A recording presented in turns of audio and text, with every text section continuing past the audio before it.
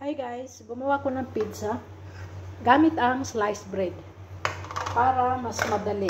At naghiwa lang ako ng sibuyas, white onion, kamatis, lagyan ko ng olive at saka yung green na bell pepper.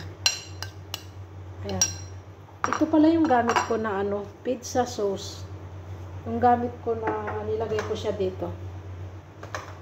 At yan, ilagay na natin ito. Ayan. Tapos, lagyan lang natin ng mozzarella cheese. O, diba? Ito yung hapunan ng amo ko. Ang hirap mag-isip kasi kung ipapakain nila, kaya ito na lang ang naisipan. Kamayin ko na nga lang. Para ayan, lagyan na natin siya ng mozzarella cheese. Tapos i-oven.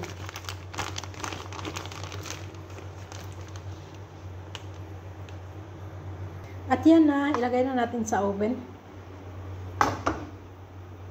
Ang apoy pala nito guys ay sa ilalim at saka sa ibabaw. Ayun na guys, luto na. Diba? Mukha namang masarap. Masarap naman talaga yan. Akin yung isa. Isa lang nga sa amo ko. At yan lang ang partner. Ito ang hapunan ng amo ko. Yan. Yan lang. Thank you for watching. Bye-bye. Haggard ng inyong lola.